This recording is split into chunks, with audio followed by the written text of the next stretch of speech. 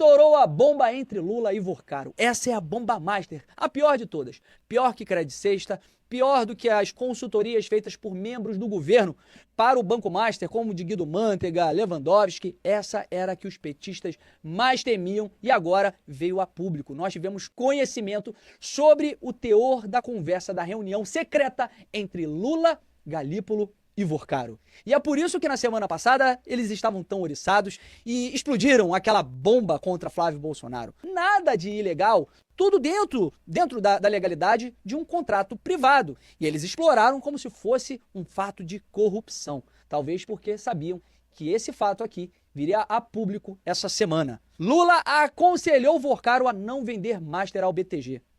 Em 4 de dezembro, o presidente recebeu o então dono do Master no Planalto e disse que a operação não deveria ser feita e que logo o Banco Central teria um novo presidente. O presidente Lula aconselhou o Vorcaro a não vender o Banco Master por um valor simbólico para o BTG Pactual de André Esteves. O conselho foi dado pessoalmente por Lula a Vorcaro em uma reunião no Palácio do Planalto em 4 de dezembro de 2024. A reunião no Planalto serviu para o banqueiro pedir um conselho ao presidente da República. O BTG de André Esteves quer comprar meu banco por R$1. Eu não quero confusão. Devo vender ou seguir no mercado? Nós queremos reduzir a concentração bancária do Brasil, presidente. Lula ouviu e respondeu usando alguns palavrões para se referir ao então presidente do Banco Central, Roberto Campos Neto, cujo mandato terminaria alguns dias depois. Houve críticas também direcionadas a André Esteves, chairman, sócio sênior e acionista controlador do BTG Pactual, e o principal conselho do presidente da República, Vorcaro, foi para que seguisse com o Banco Master sem aceitar a proposta de Esteves. Na reunião estava presente Gabriel Galípolo, que em janeiro de 2025 passou a comandar a autoridade monetária. Vorcaro entendeu a presença de Galípolo na reunião e as críticas de Lula a Roberto Campos como incentivo para seguir com o Master. Gente, compreendam a gravidade dessa conversa, que todos nós especulávamos o que poderia ter acontecido. Porque nessa época, nós, cidadãos comuns, não tínhamos acesso ao que estava acontecendo com o mercado financeiro, ao que estava acontecendo com o Banco Master.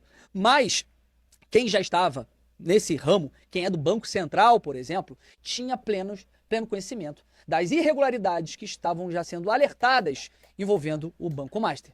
E nessa reunião, Vorcaro, já pensando que o seu banco poderia entrar em falência, em liquidação extrajudicial, como de fato ocorreu, ele questionou Lula. O presidente do BTG Pactual, o André Esteves, está me oferecendo R$1 pelo meu banco. O que eu devo fazer diante disso?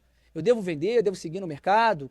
Sendo que já havia todos os indícios de irregularidade, inclusive até porque o Banco Master estava vendendo CDBs totalmente reais, com rentabilidade muito acima do mercado. Isso foi em 2024. Na última semana, como ele falou, estourou essa situação do Flávio Bolsonaro aí, pedindo dinheiro pro Vorcaro também em 2025. Ele foi muito questionado de, você não sabia que ele era isso ou aquilo? Mas essa questão com o Lula foi em 2024. Ele já estava a par das atividades desse sujeito. Eu não vi uma dessas pessoas que criticou o Flávio dizer algo sobre o Lula. Qual o encanto que esse homem tem sobre vocês? Ele é pai de vocês? Ele é... Não sei, qual é a mágica que esse homem tem, que esse senhor Luiz tem na vida de vocês, para não serem capazes de dizer uma vírgula sobre algo que esse homem fez errado? Ou apenas a notícia não chega, não fura a bolha de vocês e quando chega é fake news? O que acontece? Chegou sua hora de brilhar. Até ontem era apenas pessoas ligadas ao Lula que estavam envolvidas. Então agora até dei play aqui, né? Um vídeo do Rony Gabriel, uma análise também sobre essa questão do Lula e o Master. Vou colocar um pedacinho aqui pra gente assistir. Envolvidos no escândalo Banco Master, desse momento em diante é o próprio Lula. Nesse vídeo eu vou mostrar detalhes que até uma criança de 5 anos vai entender essa ligação toda. Então já prepara a pipoca, assiste sentado e até o final, que chegou a hora do 9 dedos aqui. Esse vídeo talvez fique um pouco longo. Para você entender, eu vou ter que fazer uma linha do tempo e me apegar a detalhes de qual era o contexto da época que essa reunião aqui aconteceu. Lula recebeu Vorcaro fora da agenda e aconselhou a não vender o Banco Master ao BTG. Essa reunião aconteceu no dia 4 de dezembro de 2024 e ele aconselhou a não vender para o senhor André Esteves. Depois do conselho que Vorcaro considerou animador, após haver exposto dificuldades em seu banco, lá em 2024, Lula ainda tranquilizou sobre o futuro, garantindo que tudo mudaria para melhor depois da posse de Galípolo na presidência do Banco Central, ali há algumas semanas. O próprio Galípolo, atual presidente do Banco Central, participou da reunião com Guido Mantega, ex-ministro da Fazenda, Dilma Rousseff, contratado pelo banqueiro a pedido do Palácio do Planalto. Ministro da Fazenda, Dilma Rousseff, né? Esse entende de economia. Mas vamos lá. Qual é o contexto da época e o que aconteceu depois dessa reunião aqui? Isso aqui é uma matéria da CUT, sindicato ligado ao Lula. Então já trouxe uma matéria da CUT para dar uma referência que nenhum esquerdista vai dizer que é mentira. Afinal de contas, é a CUT. Lula volta a criticar Campos Neto. A quem serve esse cidadão? E olha que interessante, o presidente chama atenção para a autoridade do Senado que pode tirar Campos Neto do cargo. Segundo Lula, é o povo, os sindicatos, os empresários e agricultores do Brasil inteiro que são contra a taxa de juros. Daí que está o detalhe, senhores. A taxa básica de juros naquela época do Campos Neto era de 13,75 ao ano por causa das irresponsabilidades do governo Lula. Ou seja, o governo irresponsável e caloteiro, taxas de juros mais altas. Só que aí, no dia 30 de 12 de 2024, o Lula assina a nomeação de novo presidente do Banco Central, Gabriel Galípolo. Não se esquece desses nomes. Ele substituiu quem? Campos Neto. Vocês lembram da reunião do Lula com o Vorcaro? Lula tranquilizou o Vorcaro, disse para não vender para o BTG Pactual de André Esteves, porque a coisa ia melhorar com a posse de Gabriel Galípolo à presidência do Banco Central. Para o povo, eles falavam que iam trocar o presidente do Banco Central para baixar as taxas de juros. Para o Vorcaro, ia ajudar alguns amigos aí pelo jeito. Só que se atentem aos detalhes. A taxa Selic de hoje, com o presidente indicado pelo Lula, que ele tanto criticava o outro, é de 14,50 e chegou a 14,75.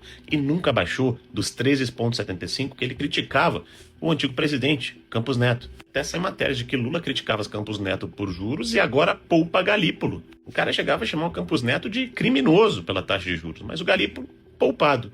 Por quê? Porque para alguém as coisas iam melhorar com a entrada do Gabriel Galípolo na presidência do Banco Central, talvez. Não sei. Mas vamos continuar com essa história. Após o Lula aconselhar o Vorcaro a não vender o Banco Master para o André Esteves, tem mensagens no celular do Vorcaro que dizia que o André Esteves queria dissuadi-lo de comprar o BRB. O banqueiro disse que dono do BTG chegou a propor compra do Master e disse que tinha que agradecer a ele por causa disso. Que os diálogos dele com a namorada, Esteves me deu uma espremida, né? Ele queria ficar com o banco. Lá em 11, olha só, olha aqui, 19 de novembro de 2024, mais ou menos a época que ele teve a reunião com Lula antes dele trocar o presidente do Banco Central. E ela pergunta, nossa amor, te espremeu? E ele, filho da mãe, depois te conto. E ela, preocupada. Que loucura. Tudo naquele dezembro de 2024, antes da troca do Banco Central. E aí que uma guerrinha começou, me parece, entre o André Esteves e o Daniel Vorcaro. Olha só que interessante essa matéria aqui. No final de março, algumas notícias veiculadas na imprensa davam conta de que o BTG teria oferecido uma quantia simbólica de R$1 para assumir o Banco Master, por causa da quantidade de dívidas. O BTG negou por meio de nota oficial. Tá bem, sabemos. E até porque teriam outros interessados na tal compra do Banco Master. Entre os interessados, a JF, dos Irmãos Batistas, o Banco Safra, além de gestores de investimento Prima e Latache. E também a negociação entre os dois banqueiros envolvia a venda de precatórios. Precatórios, já falei muito sobre isso aqui, não vou entrar de novo no assunto, mas isso também envolve o governo federal aí. Eu sei que a bomba estoura quando o BRB, Banco Regional de Brasília, estaria comprando o Banco Master. Se eu não me engano, 51% ou 58%. E o André Esteves queria dissuadi-lo, ele queria comprar essas ações ou alguma coisa nesse sentido. Só que depois disso, depois que deu todo esse problema entre os dois, depois que o Lula convenceu o Vorcaro a não vender para o senhor André Esteves, o banco e assim por diante, algumas coisas começaram a vazar. Dentre elas, Escritório de Mulher de Moraes recebeu 80 milhões do Banco Master. Dados da Receita referentes a 2024 e 2025 constam que documentos enviados à CPI do crime organizado. Escritório negava na época e fala informações incorretas e vazadas ilicitamente. E no meio de tudo isso, o Vorcaro relata guerra com Esteves, no caso BRB, e vazamento de contrato de mulher de Alexandre de Moraes. Conversas citam disputa durante negociação do Master com o BRB. Olha só, tá tudo encaixando. Olha que interessante. Então, se não vejamos, o Vorcaro contrata a mulher do Alexandre de Moraes para ser sua consultora financeira com contrato milionário. Lula diz pro Vorcaro não vender o Master porque as coisas iam melhorar com a entrada do Galípolo. E alguém sai perdendo nessa história depois dessas reuniões, que é o BTG, que queria comprar o Banco Master. O Banco Master inicia a tentativa de venda para o BRB, Banco Regional de Brasília, que é um banco público, e vazam, né, os detalhes do contrato da esposa do Alexandre de Moraes. Agora, quem conhecia esses dados, quem conhecia esse contrato, talvez o Vorcaro, o próprio Alexandre de Moraes, a esposa, e talvez alguém que estivesse negociando a compra desse banco que não conseguiu, também tivesse acesso ou soubesse disso. Não sei, mas eu sei que vazou. Tá, Rony, mas qual que é o grande problema disso e qual a ligação entre tudo isso? Galípolo, Lula, Alexandre de Moraes, Vorcaro, no meio de toda essa situação? Bom, olha só que legal. Moraes ligou 6 vezes para Galípolo num dia para tratar de Banco Master, diz o jornal.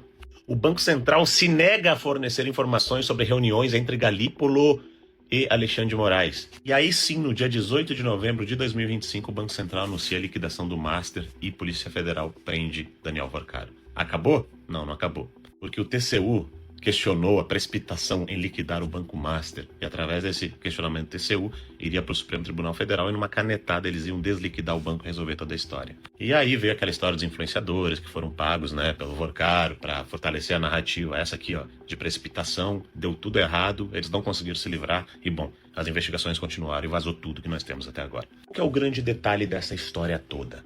O detalhe é que muita gente lá não estava tão preocupada com o crime, pelo que parece. E pelo visto, a troca do Banco Central, a troca do presidente do Banco Central, para ser mais exato, não era por problemas em taxas de juros à época. É porque hoje as taxas de juros estão muito mais altas. Essa reuniãozinha, quando o Lula, né, garante, tranquiliza e diz que vai mudar o presidente do Banco Central e que vai melhorar as coisas até mesmo para o Vorcaro, fica muito mais claros as críticas que eles faziam contra o presidente bolsonarista do Banco Central, Campos Neto, quando ele troca o presidente, e ainda fala isso aqui na reunião que vazou. Ou seja, onde começa toda essa história?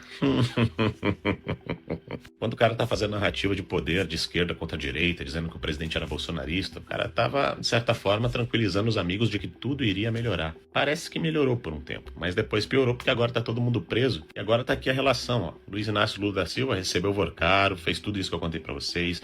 Galípolo, indicado por Lula para comandar o Banco Central, apareceu em reuniões envolvendo o Vorcaro. O Guido Mantega, ex-ministro do PT, né, participante das reuniões, reportagem também afirma que teria sido levado ao Master para articulação política. Rui Costa, que foi o cara que deu uma canetada, que fez o Banco Master sair do Credit Sexta e ser obrigado a ser gerido o Credit Sexta pelo Banco Master lá na Bahia, do PT da Bahia, que foi aí que começou toda a história do Banco Master e das fraudes, também envolvido. Alexandre Silveira cita como um dos ministros presentes no encontro reservado de Vorcaro. Jacques Wagner, reportagens afirmam que teria sido espaço do Banco Master para Guido Mantega. Marco Aurélio Santana, chefe de gabinete da presidência, envolvido no caso também. Gleisi Hoffmann defendeu publicamente Lula após a repercussão da reunião com o Vorcaro, declarou como o presidente recebe muita gente tentando minimizar o episódio. Ah, para! Essa aqui era uma das que mais criticava o Campos Neto. Pode procurar matérias que mais criticava a troca pelo Galípolo.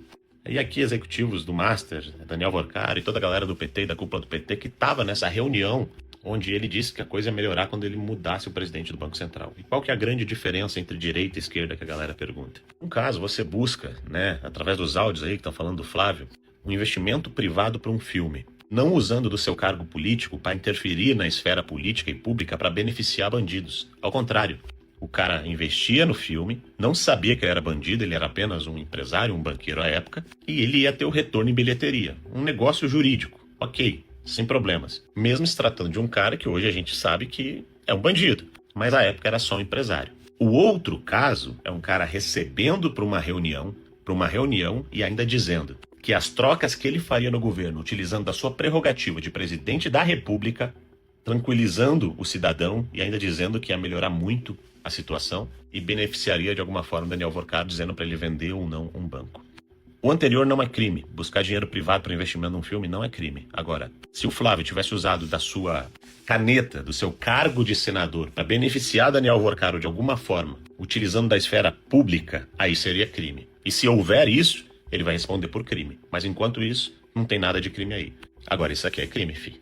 Ah, isso aqui é. Porque, ó, todo mundo, até o nome das instituições, ministros, pessoas recebendo e prometendo, né? Através de uma nomeação de Banco Central, você decide se vende ou não, porque a gente vai mexer os pauzinhos aqui. Existe uma grande diferença entre legislação, narrativa, verdade e, pior, o que é reverberado na imprensa. A verdade que é reverberada na imprensa. Porque a própria Globo já falou que não tem um crime, a própria imprensa falou que não tem um crime. O ministro André Mendonça nem botou isso para investigar, porque não se trata de um crime. E esse vazamento do Flávio Bolsonaro foi seletivo, encomendado por alguém. Inclusive pelo que se sabe de pessoas que já foram, inclusive, afastadas aí das investigações, porque se não há crime, não tem por que vazar e se tornar público. Agora, isso aqui, um presidente da República interferindo diretamente nas negociações de um banco, falando de mudar cargos que vão melhorar a situação de certas pessoas? Ah, amigão, isso sim é crime. Crime ou não? Crime ou não? É, é imoral a tratativa dessa com esse tipo de pessoa. Concordo, concordo. Que seja imoral. Consigo admitir. Mas quem hoje é lulista, é de esquerda, por que vocês não conseguem falar o mesmo do que está acontecendo do outro lado? O cara articulou tudo. Mais uma vez, ele é inocente. Que magia é essa que esse homem tem com vocês? Eu acho impressionante.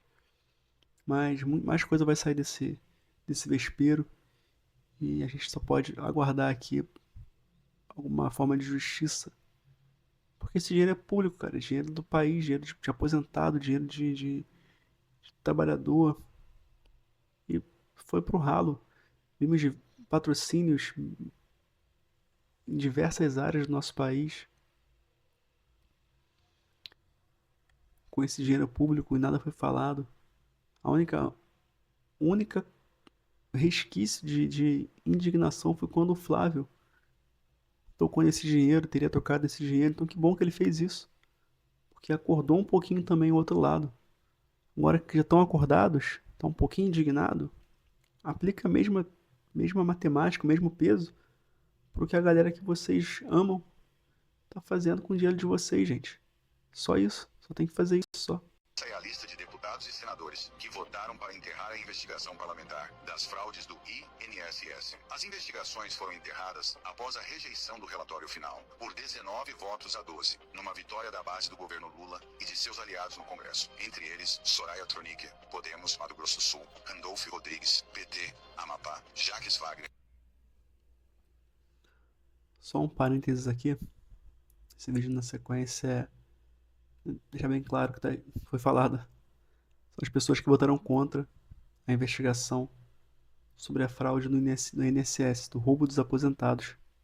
Será que algum parlamentar desse que vocês não gostam, vocês que eu digo, são as pessoas que conseguem, de alguma maneira, apoiar essa vergonha? Porque quem ganha não investigando de uma maneira séria essa fraude do INSS? Quem ganha com isso? Não é o povo. PT, Bahia, Humberto Costa, PT, Pernambuco, Rogério Carvalho, PT, Sergipe, Tereza Leitão, PT, Pernambuco, e Lindbergh Farias, PT, Rio de Janeiro. Também aparecem Elisiane Gama, PSD, Maranhão, Jussara Lima, PSD, Piauí, Augusta Brito, PT, Ceará, além dos deputados Orlando Silva, PCdoB São Paulo, Paulo Pimenta, PT, Rio Grande do Sul, Átila Lira, PP, Piauí, Dorinaldo Malafaia, PDT, Amapá, Neto Carleto, Avante Bahia, Meire Serafim, União Brasil, Acre e Alencar Santana, PT, São Paulo. O resultado simplesmente acabou sem um relatório aprovado. Na prática, isso significa que toda a investigação não gerou um encaminhamento oficial mais forte, como muitos esperavam. E é justamente aí que fica o ponto. Depois de meses de trabalho, oitivas, documentos e denúncias, bastou uma votação para colocar um ponto final, ou melhor, um ponto morto. Vergonha desses parlamentares, somente vergonha. Mais uma vez, em outubro teremos eleições. Quem serão os nossos representantes?